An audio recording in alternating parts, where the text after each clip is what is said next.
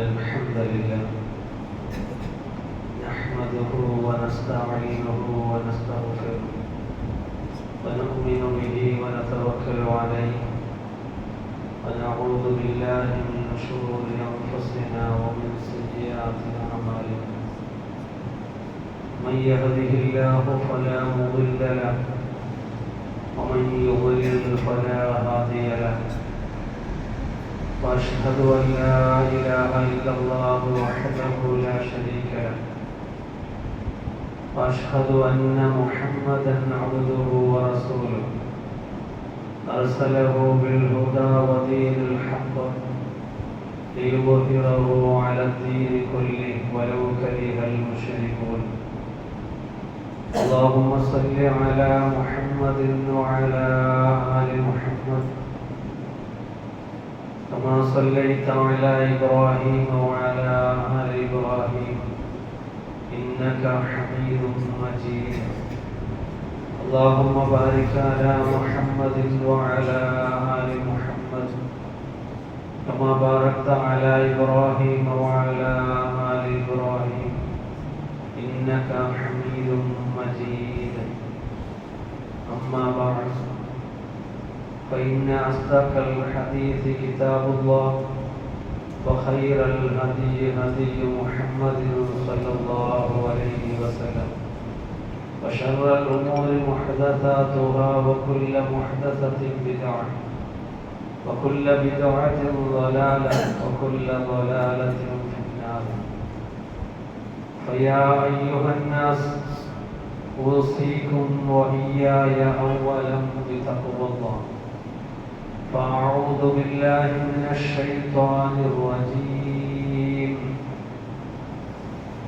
بسم الله الرحمن الرحيم يا أيها الذين آمنوا اتقوا الله حق تقاته ولا تموتن إلا وأنتم مسلمون وقال الله تعالى أيضا وأنفقوا في سبيل الله ولا تلقوا بأيديكم إلى التهلكة وأحسنوا إن الله يحب المحسنين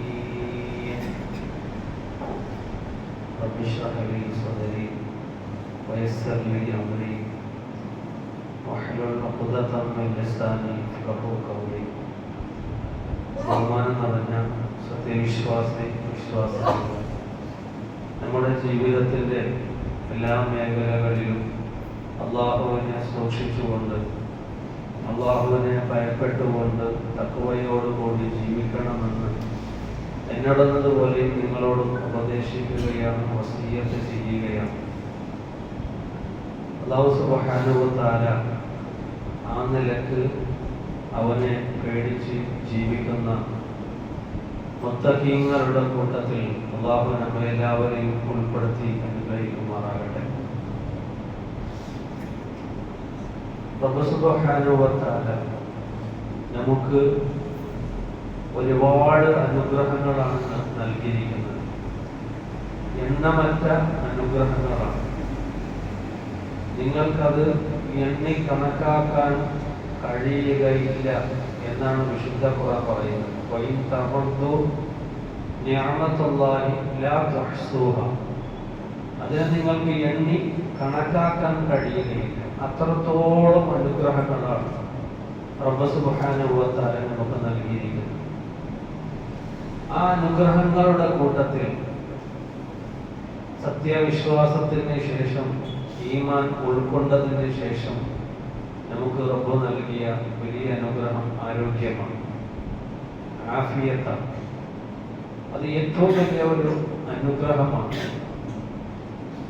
അത് ഞങ്ങൾ മനസ്സിലാക്കുമ്പോഴാണ് ആ അനുഗ്രഹത്തെ കുറിച്ച് തിരിച്ചറിയുക. പ്രവാചകർ സല്ലല്ലാഹു അലൈഹി വസല്ലം പറഞ്ഞു, നിഅമതാനി മഖ്ബൂലുൻ കസീറുൻ മിൻഹുമാ അസ്സിഹ്ഹതു വൽ ഫറാഗ്. രണ്ട് അനുഗ്രഹങ്ങൾ. ആ രണ്ട് അനുഗ്രഹത്തിന്റെ കാര്യത്തിൽ അധികം ആളുകളും വഞ്ചിതരാണ്. ഒന്ന് അസ്സിഹ്ഹത്തു, ആരോഗ്യം. രണ്ടാമത്തത് ഫറാഗ്, ഒഴിവു സമയം, ഫ്രീ ടൈമാണ്. ഇത് രണ്ടും റബ്ബ് സുബ്ഹാനഹു വ തആല നമുക്ക് നൽകുന്ന വലിയ ഒരു അനുഗ്രഹമായിട്ടാണ് ഓർമ്മപ്പെടുത്തുന്നത്. അപ്പൊ നമ്മുടെ അള്ളാഹു നമുക്ക് നൽകിയ ഈ അനുഗ്രഹത്തെ സംബന്ധിച്ചിടത്തോളം നമുക്ക് മനസ്സിലാക്കണമെങ്കിൽ നമ്മുടെ ചുറ്റുപാടുകളിലുള്ള ഒരുപാട് രോഗികൾ, അവരെ കാണുമ്പോഴാണ് നമ്മുടെ ആരോഗ്യം എന്താണ് എന്ന് മനസ്സിലാകുന്നത്. ഇന്ന് നമ്മുടെ ചുറ്റുപാടിൽ, നമ്മുടെ കൂട്ടത്തിൽ ഒരുപാട് രോഗികളുണ്ട്. ഒരുപാട് മാരകമായ രോഗത്തിന് അടിമപ്പെട്ടുകൊണ്ട് വേദന അനുഭവിക്കുന്നവരുണ്ട്, വിഷമം അനുഭവിക്കുന്നവരുണ്ട്. ക്യാൻസർ പോലത്തെ രോഗങ്ങൾ ഇന്ന് പടർന്നിരിക്കുകയാണ്. എവിടെ നോക്കിയാലും ക്യാൻസർ എന്ന പേര് കേൾക്കുന്ന ഒരവസ്ഥ വിശേഷം നാം ഇന്ന് കണ്ടുകൊണ്ടിരിക്കുകയാണ്. ആ ഒരു രോഗം വന്നു കഴിഞ്ഞാൽ കൂടുതലായും മനുഷ്യൻ പിന്നീട് മരണത്തിലേക്ക് എത്തിപ്പെടുന്ന ഒരവസ്ഥയാണ് ഉണ്ടായിത്തീരുന്നത്. മാത്രവുമല്ല, ഒരുപാട് വേദനകൾ കടിച്ചമർത്തിക്കൊണ്ടാണ് ഇത്തരത്തിലുള്ള രോഗികൾ ജീവിച്ചുകൊണ്ടിരിക്കുന്നത് നമ്മുടെ ചുറ്റുപാടിൽ. അതുപോലെ തന്നെ നമുക്കറിയാം, കിഡ്നി തകരാറായിട്ടുള്ള പലരും ആഴ്ചയിൽ 2 തവണ ഡയാലിസിസ് ചെയ്തുകൊണ്ടിരിക്കുകയാണ്. ഇതവർ നിത്യം ചെയ്തുകൊണ്ടിരിക്കുകയാണ്. അതുപോലെ തന്നെ ഭക്ഷണം കഴിക്കാൻ കഴിയാതെ തൊണ്ടക്കുഴിയിൽ പൈപ്പിട്ടുകൊണ്ട് ഭക്ഷണം കടത്തിക്കൊണ്ടിരിക്കുന്ന അത്തരത്തിലുള്ള പല രോഗികൾ, കഴുത്തിലൂടെ പൈപ്പിട്ടുകൊണ്ട് ഭക്ഷണം കടത്തിക്കൊണ്ടിരിക്കുന്ന രോഗികൾ നമുക്ക് കാണാൻ കഴിയും. നിശ്ചലമായി കിടക്കുന്ന രോഗികളുണ്ട്. ഒരു അല്പം പോലും അനങ്ങാൻ കഴിയാതെ, ഒന്ന് തിരിയാൻ പോലും കഴിയാതെ, ഒന്ന് സംസാരിക്കാൻ പോലും കഴിയാതെ വെറും നോക്കുന്ന, കണ്ടുകൊണ്ടിരിക്കുന്ന മാത്രം അത്തരത്തിലുള്ള രോഗികളും. ഇങ്ങനെ ഒരുപാട് രോഗികൾ നമ്മുടെ ചുറ്റുപാട് ഉണ്ടായിരിക്കുമ്പോൾ ഞങ്ങൾ എഴുന്നേറ്റ് നടന്നുകൊണ്ടിരിക്കുകയാണ്. ഞങ്ങൾ എഴുന്നേറ്റ് ഞങ്ങൾ ഉദ്ദേശിക്കുന്ന സ്ഥലത്ത് ഞങ്ങൾ പോയിക്കൊണ്ടും ഞങ്ങൾ വന്നുകൊണ്ടും ഭക്ഷണം കഴിച്ചുകൊണ്ടും അതുപോലെ തന്നെ സുഖമായി കിടന്നുറങ്ങിക്കൊണ്ടും ഞങ്ങളുടെ എന്തൊക്കെ പണികളുണ്ടോ അതൊക്കെ ഞങ്ങൾ സ്വയമായി ചെയ്യാൻ പറ്റിയ രീതിയിൽ അള്ളാഹു നമുക്ക് അനുഗ്രഹം ചെയ്തു, ആരോഗ്യം തന്നു. അൽഹംദുലില്ലാഹ്, വലിയൊരു അനുഗ്രഹമാണ്. നമ്മൾ ഈ രോഗികളെ പോയി കാണുമ്പോഴാണ് ഞങ്ങളുടെ ഇത്തരത്തിലുള്ള ഈ ആരോഗ്യത്തെ കുറിച്ച് നമുക്ക് ചിന്തിക്കാൻ കഴിയുന്നത്. അല്ലെങ്കിൽ നമുക്ക് ഇതിനെ കുറിച്ച് ചിന്തിക്കാൻ കഴിയുകയില്ല. അപ്പൊ അതുകൊണ്ട് അവിടുന്ന് ഇസ്ലാം നമുക്ക് പഠിപ്പിക്കുന്നത് ഈ ആരോഗ്യത്തെ കാത്തു സൂക്ഷിക്കാനാണ്. ഈ ആരോഗ്യം നാം എപ്പോഴും കാത്തു സൂക്ഷിക്കുവാനാണ് ഇസ്ലാം പഠിപ്പിക്കുന്നത്. ഇസ്ലാമിന്റെ നിർദ്ദേശങ്ങൾ പരിശോധിച്ചു നോക്കുന്ന സന്ദർഭങ്ങളിലൊക്കെ നമുക്ക് ആരോഗ്യപരമായിട്ടുള്ള നിർദ്ദേശങ്ങളാണ് മുഴുവൻ. അത് ആരാധനയുടെ കാര്യത്തിൽ അടക്കം അള്ളാഹു കൽപ്പിക്കുന്ന എല്ലാ കാര്യം ആരോഗ്യപരമായിട്ടാണ്. ഇസ്ലാം ശുദ്ധിക്ക് വലിയ സ്ഥാനമാണ് നൽകിയിരിക്കുന്നത്. ഈമാനിന്റെ ഭാഗമാണ് ശുദ്ധി എന്നുള്ളത്. ഈമാനിന്റെ ഭാഗമാണ്. കാരണം ശുദ്ധി ഇല്ലായ്മ രോഗത്തിലേക്ക് കൊണ്ടെത്തിക്കുന്ന കാര്യമാണ്. ശുദ്ധി ഇല്ലായ്മ അത് രോഗത്തിലേക്ക് കൊണ്ടെത്തിക്കുന്ന കാര്യമായതുകൊണ്ട് ശുദ്ധിക്ക് ഇസ്ലാം വലിയ പ്രാധാന്യം നൽകി. നിങ്ങൾ ഭക്ഷണം കഴിക്കുമ്പോൾ കൈ കഴുകുക, അതുപോലെ തന്നെ നിങ്ങൾ പല്ല് തേക്കുക, അതുപോലെ തന്നെ നിങ്ങൾ കുളിക്കുക, നിർബന്ധമായ കുളിയും സുന്നത്തായ കുളിയും ഇങ്ങനെയൊക്കെ ഇസ്ലാം പഠിപ്പിക്കുന്നത്. ശുദ്ധിയായി ഇരിക്കുവാനാണ് ഇസ്ലാം നമുക്ക് കൽപ്പിക്കുന്നത്. നമസ്കരിക്കാൻ പോകുന്ന സന്ദർഭത്തിൽ നമസ്കാരത്തിലേക്ക് പോകുമ്പോൾ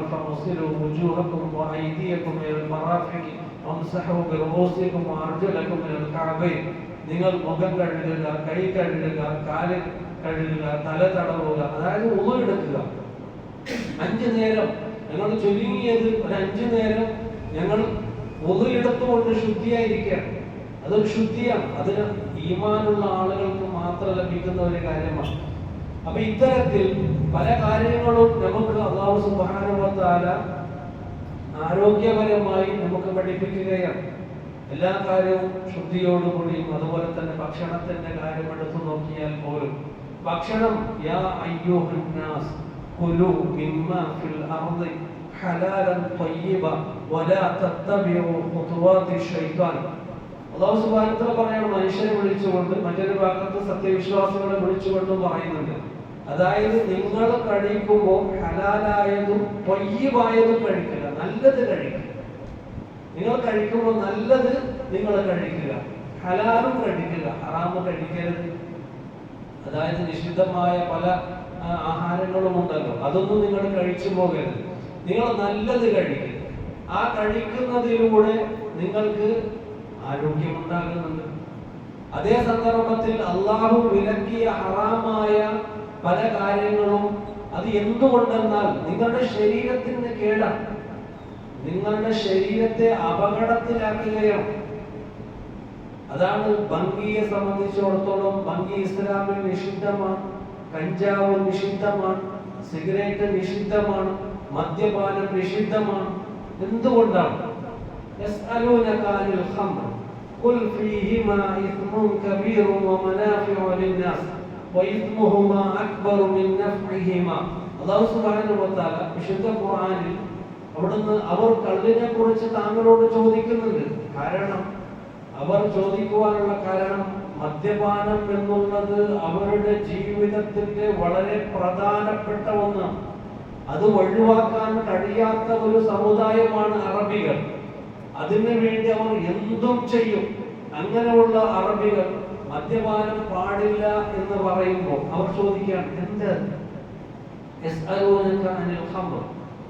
അപ്പോൾ അല്ലാഹു സുബ്ഹാനഹു വ തആല പറഞ്ഞു, ഖുൽ പറയുക ഫീഹിമാ ഇസ്മുഹുമാ, ഫീഹിമാ അതായത് ഫീഹിമാ ഇസ്മുൻ കബീറുൻ വമനാഫിഉ ലിന്നാസ് വഇസ്മുഹുമാ അക്ബറു മിൻ നഫ്ഇഹിമാ.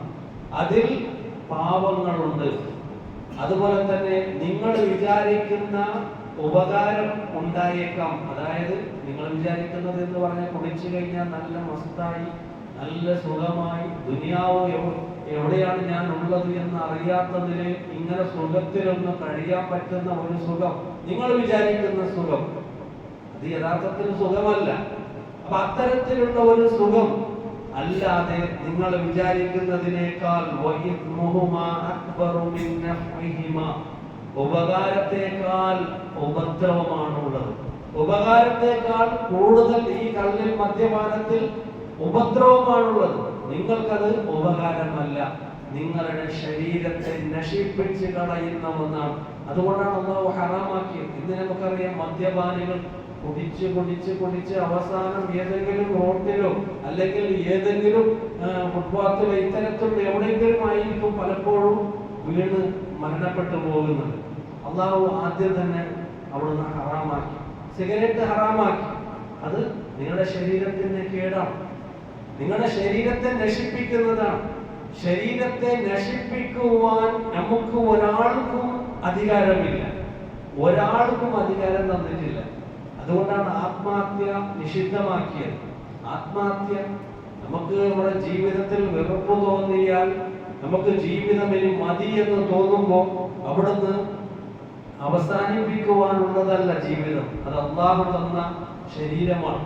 അതുകൊണ്ട് അവിടുന്ന് ആരെങ്കിലും ആത്മഹത്യ ചെയ്തിട്ടുണ്ടെങ്കിൽ നാളെ പരലോകത്ത് അവൻ എന്തുകൊണ്ടാണോ ആത്മഹത്യ ചെയ്തത് അതവന് ആ ശിക്ഷ മറ്റുള്ള ശിക്ഷകൾക്ക് പുറമെ ഉണ്ടായിരിക്കും എന്ന് ഒന്നാമത്തെ പ്രവാചകൻ സുഹാസം പഠിപ്പിക്കുന്നുണ്ട്. നിങ്ങൾ വെറുതെ വിടില്ല. നിങ്ങളുടെ ശരീരത്തെ വെറുതെ ഒരു മുറിവുണ്ടാക്കുന്നത്, മനഃപൂർവ്വമായി മുറിവുണ്ടാക്കുന്നത് ഇസ്ലാം വിലക്കുന്നുണ്ട്, ഇസ്ലാം വിലക്കുന്നുണ്ട്. അതുകൊണ്ട് ഇത്തരത്തിലുള്ള എല്ലാ കാര്യങ്ങളും നിങ്ങൾ ഒഴിവാക്കണം. അതാണ് വലാ തുൽഖൂ ബിഐദീകും ഇലാ തഹ്ലുക വഅഹ്സിനു ഇന്നല്ലാഹ യുഹിബ്ബുൽ മുഹ്സിനീൻ. അല്ലാഹു സുബ്ഹാനഹു വ തആല പറയുന്നു, നിങ്ങൾ നിങ്ങളുടെ കൈകളെ നാശത്തിലേക്ക് നിങ്ങൾ ഇടരുത്. വലാ തുൽഖൂ ബിഐദീകും ഇലാ തഹ്ലുക, നാശത്തിലേക്ക് നിങ്ങളുടെ കൈകളെ ഇടരുത്. നിങ്ങൾ സ്വയമായി നാശത്തിലേക്ക് പോയി എത്തുക, അത് പാടില്ല. വഅഹ്സിനു, നിങ്ങൾ നന്മകൾ ചെയ്യുക. ഇന്നല്ലാഹ യുഹിബ്ബുൽ മുഹ്സിനീൻ, അല്ലാഹു സുബ്ഹാനഹു വ തആല നന്മ അവൻ ചെയ്യുന്നത് ഇഷ്ടപ്പെടുന്നവനാണ്. അതുകൊണ്ട് അവിടുന്ന് ഇസ്ലാം പഠിപ്പിക്കുന്ന എല്ലാ നിയമനിർദ്ദേശങ്ങൾ നമുക്ക് കാണാൻ കഴിയുന്നത് ആരോഗ്യപരമായിട്ടാണ്. നമ്മൾ ആരോഗ്യത്തോടുകൂടി നിലകൊള്ളുന്നതിന് വേണ്ടിയാണ്. ഒരു സന്ദർഭത്തിൽ സൽമാൻ റളിയല്ലാഹു അൻഹു അബൂ ദർദ റളിയല്ലാഹു അൻഹുവിനെ കാണാൻ വേണ്ടി പോവാണ്. അബൂ ദർദ റളിയല്ലാഹു അൻഹു ഒരല്പം ഈ ആരാധനയുടെ കാര്യങ്ങളിലൊക്കെ ഒരുപാട് ലയിച്ചു പോകുന്ന ഇങ്ങനെ ചില ആളുകളുണ്ടല്ലോ, ദുനിയാവിനെ പരിപൂർണമായി ഇങ്ങനെ ഒഴിവാക്കി പരലോകം മാത്രം എന്ന ഒരു ചിന്താഗതിയുള്ള ഒരു വ്യക്തിയാണ്. അപ്പൊ സൽമാൻ റളിയല്ലാഹു അൻഹു വീട്ടിലേക്ക് പോയപ്പോൾ അദ്ദേഹത്തിന്റെ ഭാര്യയുമായി സംസാരിച്ച സന്ദർഭത്തിൽ മനസ്സിലാക്കാൻ കഴിഞ്ഞു സൽമാൻ റളിയല്ലാഹു അൻഹു അദ്ദേഹത്തിന്റെ ജീവിതം എങ്ങനെയാണ് എന്ന്. അപ്പൊ അദ്ദേഹം ഭക്ഷണം കഴിക്കാനിരുന്നു. ആ സന്ദർഭത്തിൽ അബൂ ദർദ റളിയല്ലാഹു അൻഹു പറഞ്ഞു, നിങ്ങൾ ഭക്ഷണം കഴിക്കുക, ഞാൻ നോമ്പുകാരനാണ്. അദ്ദേഹം നോമ്പ് പിടിച്ചിരിക്കുക, എപ്പോഴും നോമ്പാണ്. അപ്പൊ ഞാൻ നോമ്പുകാരനാണ്. അപ്പോ സൽമാൻ റളിയല്ലാഹു അൻഹു പറഞ്ഞു, താങ്കൾ തിന്നുന്നത് വരെ ഞാൻ കഴിക്കൂല. താങ്കൾ തിന്നാണെങ്കിൽ നിങ്ങളുടെ വീട്ടിലേക്കാണ് ഞാൻ വന്നിരിക്കുന്നത്, നിങ്ങൾ തിന്നുന്നില്ല, പിന്നെ ഞാൻ തിന്ന, അതുകൊണ്ട് നിങ്ങൾ തിന്നാണെങ്കിൽ ഞാൻ കഴിക്കും ഒന്നിച്ച്, അല്ലെങ്കിൽ ഞാൻ കഴിക്കുകയില്ല എന്ന് പറഞ്ഞു. അങ്ങനെ നിർബന്ധിച്ചപ്പോൾ അദ്ദേഹം പിന്നീട് അവിടുന്ന് കഴിക്കാൻ ഇരുന്നു. സുന്നത്ത് നോമ്പായിരിക്കാം, ഫർദ് നോമ്പിനെ അങ്ങനെ വിടാൻ പാടില്ല. അപ്പോ രണ്ടാമത് അദ്ദേഹം നമസ്കരിക്കാൻ തുടങ്ങി. നമസ്കാരം ഇങ്ങനെ നീണ്ട നമസ്കാരം. അപ്പൊ ആ സന്ദർഭത്തിൽ ഇദ്ദേഹം പറഞ്ഞു, സൽമാൻ റളിയല്ലാഹു അൻഹു പറഞ്ഞു, നിങ്ങൾ കിടന്നു ഉറങ്ങും, നിങ്ങൾ കിടന്നു ഉറങ്ങുക എന്ന് പറഞ്ഞു. അങ്ങനെ ഇദ്ദേഹത്തിന്റെ ആ ഒരു നിർബന്ധിത കാരണം അദ്ദേഹം കിടന്നുറങ്ങി. അങ്ങനെ ആളുന്ന സന്ദർഭത്തിൽ അദ്ദേഹം സൽമാൻ റളിയല്ലാഹു അൻഹു എഴുന്നേറ്റുകൊണ്ട് പറഞ്ഞു, നിങ്ങൾ എഴുന്നേൽക്കും, ഇപ്പോഴാണ് നമസ്കരിക്കേണ്ടത്. അല്ലാതെ രാത്രി മുഴുവനും നമസ്കരിച്ചു കഴിഞ്ഞാൽ നിങ്ങൾക്ക് ഒരുപാട് ബാധ്യതകളുണ്ട്.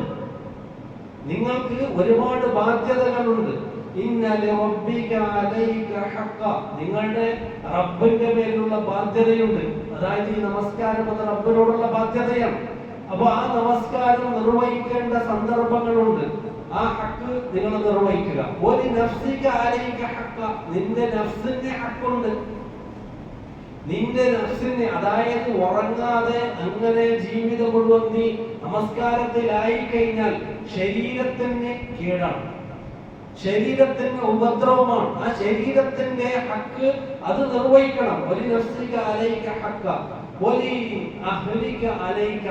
അതുപോലെ തന്നെ കല്യാണം കഴിച്ച ആളാണല്ലോ, രാത്രി മുഴുവനും നമസ്കരിച്ചാൽ, രാത്രി മുഴുവനും ഉറങ്ങാതെ ഇരുന്നാൽ ആ സ്ത്രീക്ക് കൊടുക്കേണ്ട ഹക്ക് കൊടുക്കാൻ പറ്റുമോ? നിന്റെ ഭാര്യയുടെ മേൽ ചില ഹക്കുകളുണ്ട്, ആ ഹക്ക് നീ പാലിക്കണം.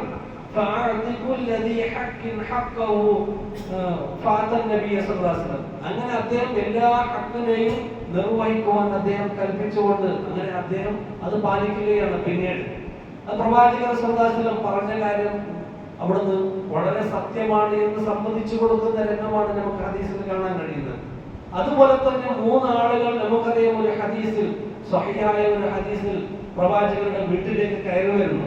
പ്രവാചകരില്ല വീട്ടിൽ, ആയിഷ റളിയല്ലാഹു അൻഹ ഉള്ളത്. അപ്പൊ പ്രവാചകരുടെ ഇബാദത്തുകളെ കുറിച്ച് അന്വേഷിക്കുകയാണ്. അപ്പൊ പ്രവാചകർ ഇന്ന് നമസ്കരിക്കുന്നുണ്ട്, ഉറങ്ങുന്നുണ്ട്. അപ്പോ നമസ്കാരങ്ങളൊക്കെ നോക്കി ഈ മൂന്ന് പേര് തീരുമാനിക്കുകയാണ്, പ്രവാചകർ ആരാ? പ്രവാചകർ എല്ലാ പാപങ്ങളും പൊറുക്കപ്പെട്ട വ്യക്തിയാണ്. എല്ലാ പാപങ്ങളും കഴിഞ്ഞു പോയതും വരാനിരിക്കുന്നതും പൊറുക്കപ്പെട്ട വ്യക്തി രാത്രി ഇങ്ങനെ അല്പം നമസ്കരിക്കുന്നുണ്ടെങ്കിൽ ഞങ്ങൾ എത്രത്തോളം നമസ്കരിക്കണം എന്ന് തീരുമാനിച്ചുകൊണ്ട് ഒരാള് അവിടുന്ന് പറയാണ്, ഇനി ഞാൻ ഒരിക്കലും രാത്രി ഉറങ്ങുന്നില്ല, നമസ്കരിച്ചുകൊണ്ടിരിക്കുകയാണ്.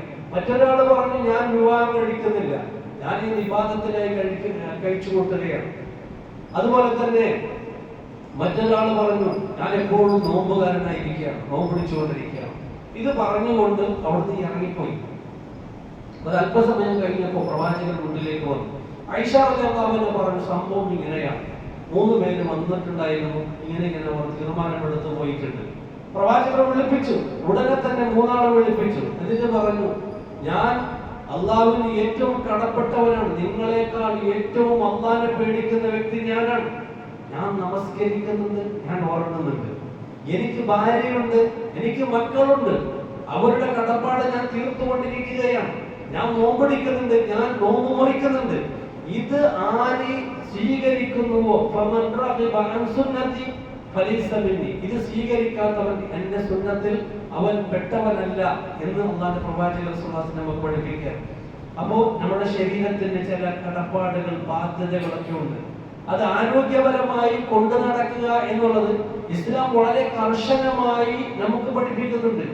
ശരീരത്തെ നശിപ്പിക്കുന്ന തരത്തിൽ ഒന്നും ഇസ്ലാം പഠിപ്പിക്കുന്നില്ല. നമസ്കാരം പോലും യാത്രയുടെ സന്ദർഭത്തിൽ ജമ്മാക്കി കസറാക്കി നമസ്കരിക്കുക. ക്ഷീണിച്ചിട്ടുണ്ടാകും, പ്രയാസം ഉണ്ടാകും, ജമ്മാക്കിയാൽ മതി, കസറാക്കിയാൽ മതി. ളുഹറിന്റെ സമയത്ത് പറ്റുന്നില്ല, അസറിന്റെ സമയത്ത് ളുഹർ അസർ നിസ്കരിക്കും. ഇനി നിസ്കരിക്കാൻ സമയത്തിന്റെ കുറവുണ്ട്, പ്രയാസമാണ്, 2 റക്അത്ത് നമസ്കരിച്ചാൽ മതി, 4 റക്അത്ത് നമസ്കരിക്കണമെന്നില്ല. അള്ളാഹു അവിടുന്ന് നമുക്ക് ലഘൂകരിച്ചു തന്നു. നമസ്കാരം വരെ, ആരാധന വരെ നമുക്ക് ലഘൂകരിച്ചു തന്നിരിക്കുകയാണ്. അതുപോലെ തന്നെ നടത്തം എന്നുള്ളത് ഇസ്ലാം നമുക്ക് പ്രോത്സാഹിപ്പിക്കുന്നുണ്ട്. ഇന്ന് ആരോഗ്യത്തിന്റെ ഭാഗമായി ഇന്ന് നാം പഠിച്ചുകൊണ്ടിരിക്കുകയാണ് നടത്തത്തെ കുറിച്ച്. അള്ളാഹുവിന്റെ പ്രവാചകർ സ്വല്ലല്ലാഹു അലൈഹി വസല്ലം 1400 വർഷത്തിന് മുമ്പ് പറഞ്ഞു, നിങ്ങൾ നിങ്ങളുടെ പള്ളിന്റെ ഏകദേശം തൊട്ടടുത്ത് വീടാണെങ്കിൽ നിങ്ങൾ നടന്നു വരും, നിങ്ങൾ നടന്നു വരും. ആ നടന്നു വരുന്നതിലൂടെ നിങ്ങൾക്ക് ഒരു പാപം മായ്ച്ചു കളയുകയും ഒരു നന്മ, ഒരു ദറജ കൂട്ടിത്തരുകയും ചെയ്യും. ആ നടത്തത്തിൽ ഒരു പ്രതിഫലവും കൂടി നമുക്ക് നിശ്ചയിച്ചിരിക്കുകയാണ്. അതൊരു ആരോഗ്യത്തിന് ഹാനികരമായിരുന്നുവെങ്കിൽ അള്ളാന്റെ പ്രവാചകർ പ്രോത്സാഹിപ്പിക്കുമായിരുന്നില്ല. അള്ളാന്റെ പ്രവാചകർ അത് വേണ്ട എന്ന് കൽപ്പിക്കുമായിരുന്നു. പക്ഷേ പറഞ്ഞു, നിങ്ങൾ ഏകദേശം പള്ളിയുടെ അടുത്തൊക്കെ ആണെങ്കിൽ, ഒരുപാട് ദൂരമുണ്ടെങ്കിൽ പിന്നെ നിങ്ങൾ നടന്നു വന്ന് അവിടെ എത്തൂലല്ലോ. അപ്പൊ അതുകൊണ്ട് നിങ്ങൾ ഏകദേശം അടുത്താണെങ്കിൽ നിങ്ങൾ നടന്നു വരും, അത് നിങ്ങളുടെ ആരോഗ്യത്തിന് നല്ലതാണ് എന്ന് പ്രവാചകർ സ്വല്ലല്ലാഹു അലൈഹി വസല്ലം പഠിപ്പിക്കുകയാണ്. നമുക്കറിയാം, അള്ളാഹുവിന്റെ പ്രവാചകർ സ്വല്ലല്ലാഹു അലൈഹി വസല്ലം തങ്ങൾ ഓട്ടോ മത്സരം അവിടുന്ന് നടത്തിയതായി നമുക്ക് കാണാൻ കഴിയും. അതായത് ഓടി മത്സരം നടത്തിയ ഒരു സന്ദർഭം പോലും ഈ ലോകത്തിന്റെ നേതാവായ പ്രവാചകന്മാരുടെ പ്രവാചകരായ മുഹമ്മദ് മുസ്തഫ സ്വല്ലല്ലാഹു അലൈഹി വസല്ലം നടത്തിയിട്ടുണ്ട്. അത്ഭുതത്തിന്റെ കാര്യമാണ്. ഒരുപാട് ഉത്തരവാദിത്വങ്ങളൊക്കെ ഉണ്ടായിരുന്ന പ്രവാചകൻ എന്തൊക്കെ ജീവിതത്തിൽ അതിന് സമയം കണ്ടെത്തി എന്നുള്ളത് നാം മനസ്സിലാക്കേണ്ടതാണ്. ഐഷ റളിയല്ലാഹു അൻഹ പറയാം, ഒരു യാത്രയിൽ ഞങ്ങൾ പോയിക്കൊണ്ടിരിക്കുകയാണ്. അപ്പൊ പോയിക്കൊണ്ടിരിക്കുന്ന സന്ദർഭത്തിൽ അവിടുന്ന് പ്രവാചകർ ചോദിച്ചു, ഒന്ന് ഓടിയാലോ 2 പേരും, ആരാണ് ആദ്യം എത്തുന്നത് നോക്കാം. ഐഷ റളിയല്ലാഹു അൻഹ പറഞ്ഞു, ഓക്കെ ആയിക്കോട്ടെ. അങ്ങനെ 2 പേരും ഓടി. ഐഷ റളിയല്ലാഹു അൻഹയാണ് വിജയിച്ചത്, പ്രവാചകർ തോറ്റു. കുറെ കാലം കഴിഞ്ഞ് പിന്നെ ഒരു അതുപോലത്തെ ഓട്ട മത്സരം നടത്തി. 2 തവണയാണ് നടത്തിയത്. ആ സന്ദർഭത്തിൽ പ്രവാചകർ സ്വല്ലല്ലാഹു അലൈഹി വസല്ലം വിജയിച്ചു, ഐഷ റളിയല്ലാഹു അൻഹ തോറ്റു. പ്രവാചകർ പറഞ്ഞു, അന്നത്തതിനുള്ള പകരമാണ്. പ്രവാചകർ പറയാം, അതാണ് ജീവിതം, അന്നത്തതിനുള്ള പകരമാണ്. നീ ഇന്ന് തടിച്ചത് കൊണ്ടാണ് നീ തോറ്റത്, അവിടെയും സമാധാനിപ്പിക്കണം. നീ തടിച്ചത് കൊണ്ടാണ് നീ തോറ്റത്, ഇല്ലെങ്കിൽ നീ ഇപ്പോഴും നീ വിജയിക്കുമായിരുന്നു എന്ന് പറഞ്ഞുകൊണ്ട് അവരുടെ കുടുംബ ജീവിതത്തിലും ഒരു ആരോഗ്യപരമായിട്ടുള്ള ഒരു ജീവിതത്തെ നമുക്ക് മനസ്സിലാക്കാൻ കഴിയുന്നുണ്ട്. അതുപോലെ തന്നെ അല്ലാഹുവിന്റെ പ്രവാചകർ സ്വല്ലല്ലാഹു അലൈഹി വസല്ലം തങ്ങൾക്ക് അവിടുന്ന് ഒരു ഒട്ടകം ഉണ്ടായിരുന്നു, എന്ന് പറയുന്ന ഒരു ഒട്ടകം. ആ ഒട്ടകം എല്ലാ മത്സരത്തിലും സാധാരണ അത് വിജയം നേടുന്ന ഒട്ടകമാണ്. മത്സരിച്ചാലൊക്കെ വിജയം നേടുന്ന ഒരു ഒട്ടകമാണ്. ഒരു സന്ദർഭത്തിൽ തോറ്റുപോയി. അപ്പോ സഹാബികളൊക്കെ ഭയങ്കര വിഷമമായി. പ്രവാചകരുടെ ഒട്ടകം അവിടുന്ന് മത്സരത്തിൽ തോറ്റപ്പോൾ ആ സന്ദർഭത്തിൽ അവിടുന്ന് സഹാബാക്കളൊക്കെ പറഞ്ഞു, വിഷമത്തോടുകൂടി ഇങ്ങനെ പറഞ്ഞപ്പോ പ്രവാചകർ സ്വല്ലല്ലാഹു അലൈഹി വസല്ലം പറഞ്ഞു, ഉയരുന്ന എല്ലാം ഒരു ദിവസം താഴും. എല്ലാ സന്ദർഭങ്ങളിലും ഞങ്ങൾ ഭ്രഷ്ടാവണം എന്ന് തീരുമാനിക്കാൻ അത് പറ്റൂല. റബ്ബ് സുബ്ഹാനഹു വ തആല നമുക്ക് ചില സന്ദർഭത്തിൽ ഉയർച്ച തരും, ചില സന്ദർഭത്തിൽ താഴ്ത്തും. അങ്ങനെയാണ് ഞങ്ങളുടെ ജീവിതം. ഞങ്ങൾ എപ്പോ ഉയർന്നേ പറ്റും ഇല്ല. ഞങ്ങൾക്ക് ചില സന്ദർഭങ്ങളിൽ ഉയർച്ച ഉണ്ടാകും. അതാണ് ബദർ യുദ്ധത്തിൽ വിജയിച്ചു, ഉഹദ് യുദ്ധത്തിൽ തോറ്റു. ബദർ യുദ്ധം വിജയം നേടി, ഉഹദ് യുദ്ധം തോറ്റു. ചില യുദ്ധങ്ങൾ വിജയിപ്പിച്ചു, ചില യുദ്ധങ്ങൾ തോൽപ്പിച്ചു. കാരണം നിങ്ങളിലുണ്ട് വിഷമങ്ങളും ദുഃഖങ്ങളും സന്തോഷവും, അവർക്കും കിട്ടട്ടെ. അതാണ് ഈ രീതി, ജീവിതത്തിന്റെ രീതി അങ്ങനെയാണ്. അത് പറഞ്ഞപ്പോഴാണ്, ഈ കാര്യം പറഞ്ഞപ്പോഴാണ് ഒരു രാജാവ് സമ്മതിച്ചത്. ഇത് യഥാർത്ഥത്തിന്റെ മതമാണ്, ഇത് യഥാർത്ഥത്തിന്റെ മതമാണ്. അല്ലായിരുന്നുവെങ്കിൽ ഇവർ തന്നെ വിജയിക്കണം. അങ്ങനെയില്ല. ഇന്ന മഅൽ ഉസ്രി യുസ്റ, ഞങ്ങൾ എപ്പോഴും സാധാരണ പാരായണം ചെയ്യാനുള്ള ഒരായത്താണ്. ഇന്ന മഅൽ ഉസ്രി യുസ്റ, അശ്ശറഹിന്റെ ഒരായത്താണ്. എന്താണ് അല്ലാഹു സുബ്ഹാനഹു വ തആല പറയുന്നത്? ഒരു പ്രയാസം വന്നാൽ പിന്നൊരു എളുപ്പമുണ്ട്. ആ എളുപ്പം വരുന്നത് വരെ ഒന്ന് പ്രതീക്ഷിക്കുക, നീ കാത്തിരിക്കുക, കിട്ടും, ഉറപ്പാ. അള്ളാഹു പറഞ്ഞത്, നമുക്ക് സബറില്ല, നമുക്ക് ക്ഷമയില്ല, നമ്മൾ പിന്നെ ചീത്ത പറയാനും അള്ളാനെ കുറ്റം പറയാനും തുടങ്ങണം. നമുക്കൊരു വിഷമം വന്നു കഴിഞ്ഞാൽ അവിടുന്ന് കുറ്റം പറയാൻ തുടങ്ങണം. നമുക്ക് അത് ഇനി ഒരു സുഖം വരുന്നത്ര കാക്കാനുള്ള സ്വഭാവം ഞങ്ങളിലില്ല. സബറാണ് വളരെ പ്രാധാന്യം. അതാണ് വലനബലുവന്നകും ബിശൈഇൻ മിനൽ ഖൗഫി വൽ ജൂഇ വനഖ്സിൻ മിനൽ അംവാലി വൽ അൻഫുസി വസ്സമറാത്ത് വബശ്ശിരിസ് സാബിരീൻ. നിങ്ങളെ പരീക്ഷിക്കുക തന്നെ ചെയ്യും. നിങ്ങൾക്ക് ദുഃഖം തന്നുകൊണ്ട്, നിങ്ങൾക്ക് ഭയം തന്നുകൊണ്ട്, നിങ്ങളുടെ കൃഷി നാശപ്പെടുത്തിക്കൊണ്ട്, നിങ്ങളുടെ സമ്പത്ത് നശിപ്പിച്ചുകൊണ്ട്, നിങ്ങളുടെ കച്ചവടത്തിൽ തകരാറ് വന്നുകൊണ്ട്, അങ്ങനെ കച്ചവടം നശിച്ചുകൊണ്ട്, ഇങ്ങനെ ഒരുപാട് നാശങ്ങൾ നിങ്ങളുടെ ജീവിതത്തിൽ ഞാൻ കൊണ്ടുവരും. ഉറപ്പിച്ച് പറഞ്ഞതാ.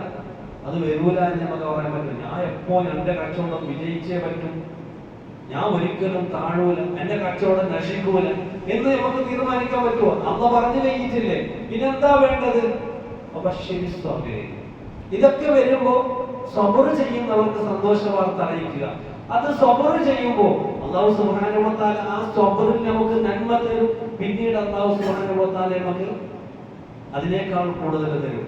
അതിനേക്കാൾ കൂടുതൽ നമുക്ക് റബ്ബ് സുബ്ഹാനഹു വ തആല തരും. അതാണ് ഇന്ന മഅൽ ഉസ്രി യുസ്റ. ഒരു ഞെരുക്കം കഴിഞ്ഞാൽ ഒരു എളുപ്പമുണ്ട്, ഒരു എളുപ്പം കഴിഞ്ഞാൽ ഒരു ഞെരുക്കം വരും. അത് ഇവിടുത്തെ ദുനിയാവിന്റെ ജീവിതമാണ്. അതില്ലാത്ത ജീവിതം പരലോകം മാത്രമാണ്. പരലോകം മാത്രമാണ്. അതൊന്നുമില്ല, ഒരു ഞെരുക്കവുമില്ല, ഒരു വിഷമവുമില്ല, ഒരു ടെൻഷനുമില്ല, ഒരു ദുഃഖവുമില്ല, സുഖം മാത്രം. അതാണ് നഈം, ജന്നാത്തിൻ നഈം എന്ന് റബ്ബ് സുബ്ഹാനഹു വ തആല പറയുന്നത്. സുഖാനുഗ്രഹത്തിന്റെ സ്വർഗം, സുഖം അനുഭവിച്ചുകൊണ്ടിരിക്കുന്നത് മാത്രം. അത് അവിടെ മാത്രമാണ്, ഇവിടെ കിട്ടൂല. ഇവിടെ എല്ലാം ഉണ്ടാകും, പ്രയാസങ്ങളും ദുഃഖങ്ങളും വിഷമങ്ങളും. അപ്പൊ അതുകൊണ്ട് അല്ലാഹു സുബ്ഹാനഹു വ തആല ഇവിടെ പ്രവാചകരോട് പഠിപ്പിക്കാൻ ചില സന്ദർഭങ്ങളിൽ താഴും, ചില സന്ദർഭങ്ങളിൽ ഉയർച്ച നമുക്ക് ലഭിക്കും. ഇങ്ങനെ പ്രവാചകർ പ്രോത്സാഹിപ്പിച്ചു. ഒരു സന്ദർഭത്തിൽ പ്രവാചകർ സല്ലല്ലാഹു അലൈഹി വസല്ലം നടന്നു പോവാണ്. ബുഖാരി ഉദ്ധരിക്കുന്ന ഹദീസിൽ നമുക്ക് കാണാൻ കഴിയും. സൽമാൻ ഇബ്നു അഖ്വ റളിയല്ലാഹു അൻഹു പറയാണ്, യമനിൽപ്പെട്ട അസ്ലം ഗോത്രക്കാരായ ആളുകൾ അമ്പെയ്ത്ത് മത്സരം നടത്തിക്കൊണ്ടിരിക്കുകയാണ്. അതിന്റെ മത്സരം നടത്തിക്കൊണ്ടിരിക്കും. പണ്ടൊക്കെ അതാണല്ലോ. ആ മത്സരം നടത്തിക്കൊണ്ടിരിക്കുമ്പോൾ അല്ലാഹുവിന്റെ പ്രവാചകൻ സല്ലല്ലാഹു അലൈഹി വസല്ലം ആ വഴിയിലൂടെ പോകണം. ആ പോകുന്ന സമയത്ത് പ്രോത്സാഹിപ്പിച്ചു, നല്ല കാര്യം നിങ്ങൾ ചെയ്തോളി എന്ന് പറഞ്ഞു. പിന്നെ ഒരല്പം സംസാരിച്ച് പറഞ്ഞു, ഒരു ടീമിന്റെ കൂട്ടത്തിൽ ഞാനുണ്ട് എന്ന് പേരെടുത്ത് പറഞ്ഞുകൊണ്ട് അവരുടെ കൂട്ടത്തിൽ ഞാനുണ്ടെന്ന് പറഞ്ഞു പ്രവാചകൻ. മറ്റേ ടീമും എല്ലാം മെച്ചമുണ്ടായിരുന്നു.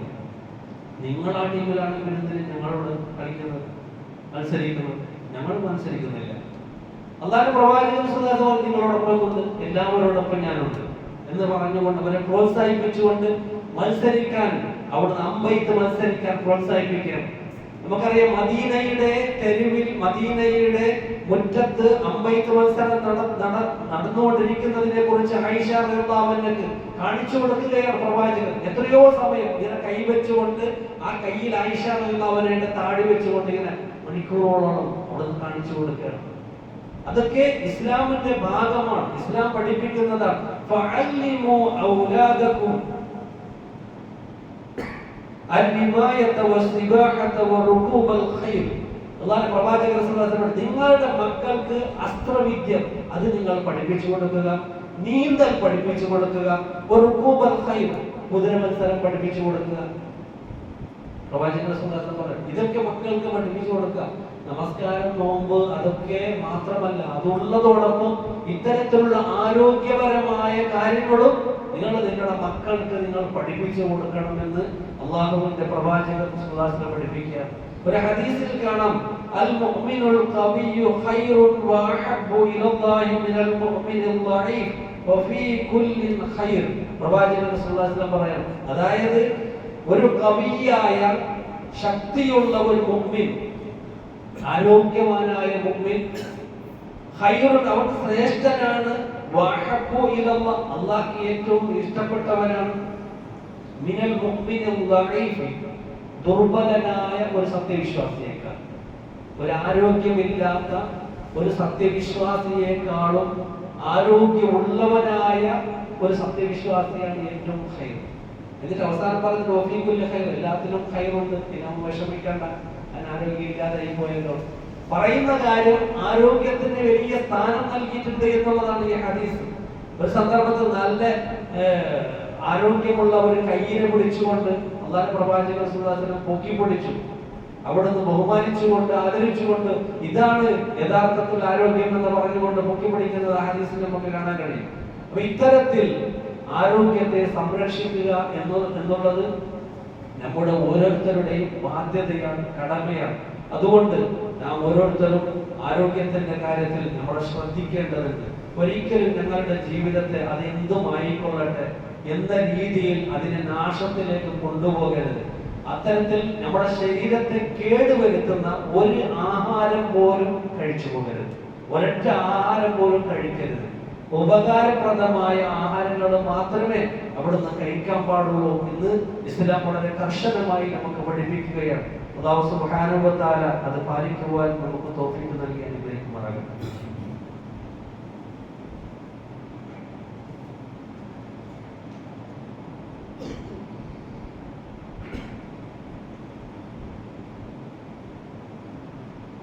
إن الحمد لله نحمده ونصلي على رسوله الكريم أوصيكم وإياي ثانيا بتقوى الله إن الله وملائكته يصلون على النبي يا أيها الذين آمنوا صلوا عليه وسلموا تسليما. ഒന്നുകൂടി തഖ്വ കൊണ്ട് വസിയത്ത് ചെയ്യുകയാണ്. പറഞ്ഞു വരുന്ന വിഷയം ആരോഗ്യത്തെക്കുറിച്ചാണ്.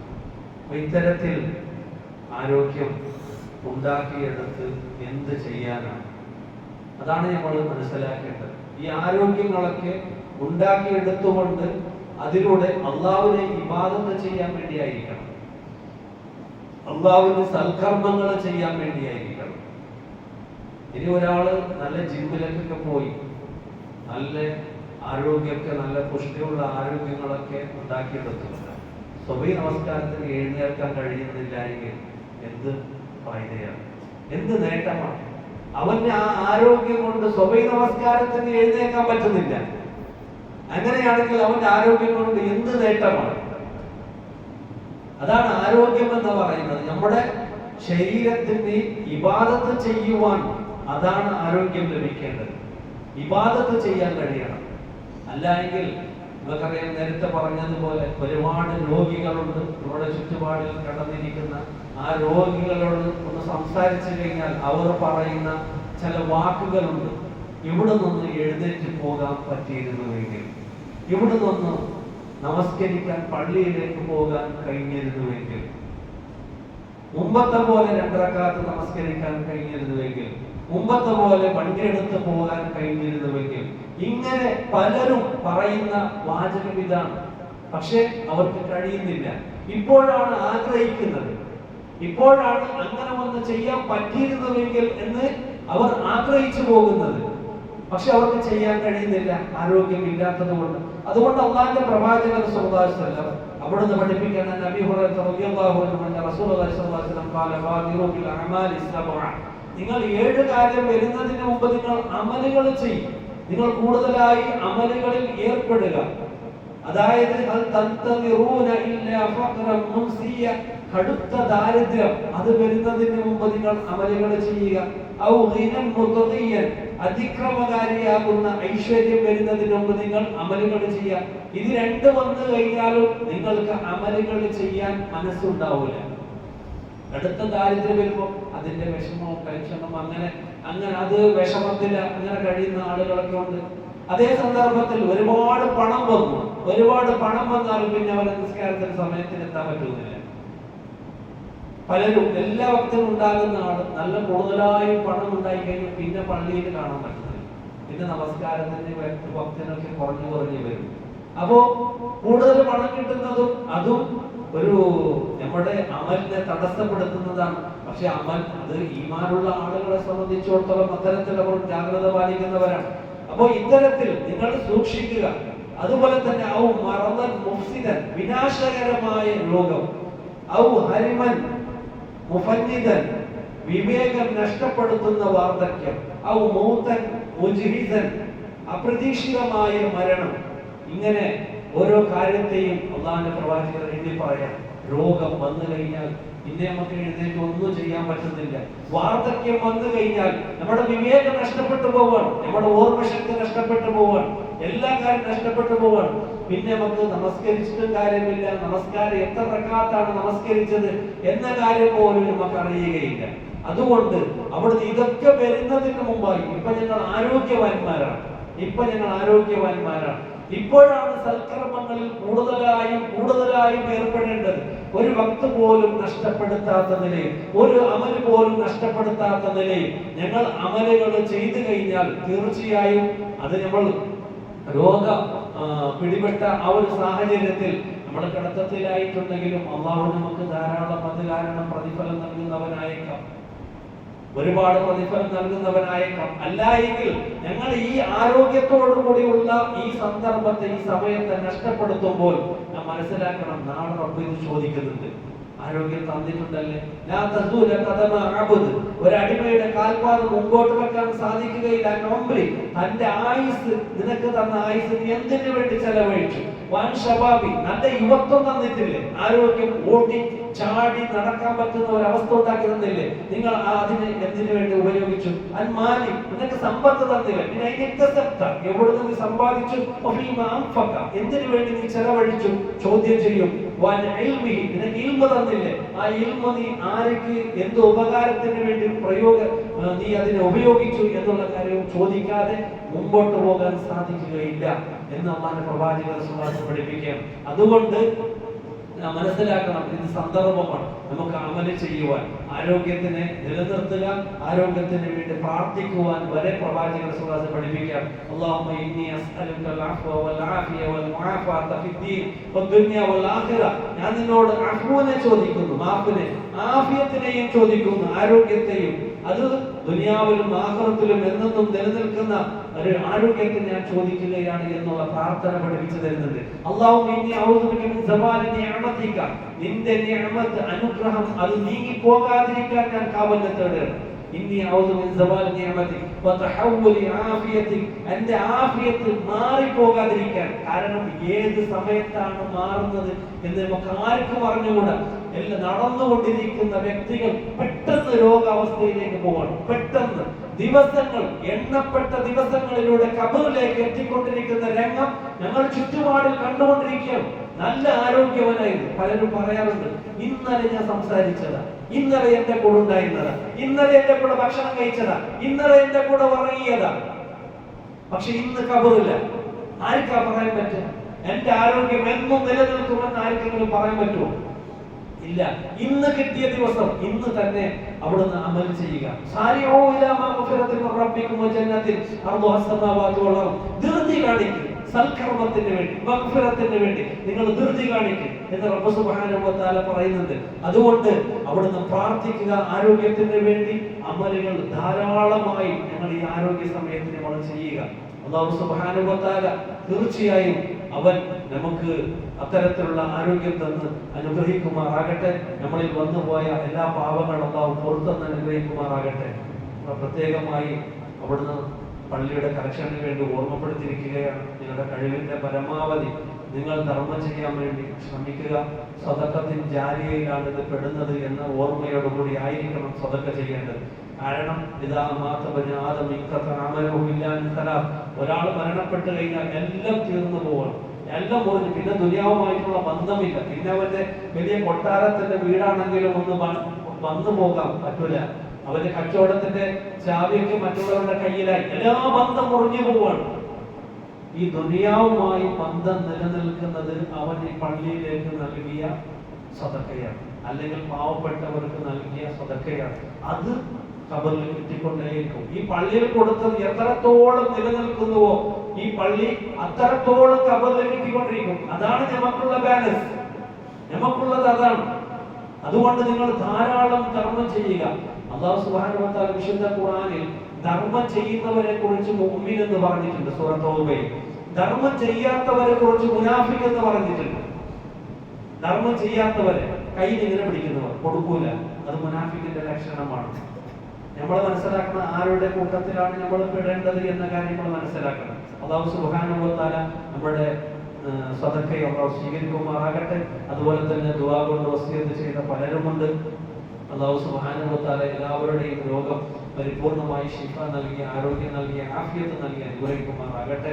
മരണപ്പെട്ടു പോയ പലരുമുണ്ട്. അല്ലാഹു സുബ്ഹാനഹു വ തആല അവരുടെ ഖബറിനെ വിശാലമാക്കി കൊടുക്കുകയും അവരുടെ പാപങ്ങളെല്ലാം പുറത്തു കൊടുക്കുകയും ചെയ്യുമാറാകട്ടെ. അവരെയും നമ്മയും നാളെ ജന്നാത്തുൽ ഫിർദൗസിൽ അല്ലാഹു ഒരുമിച്ച് കൂട്ടി അനുഗ്രഹിക്കുമാറാകട്ടെ.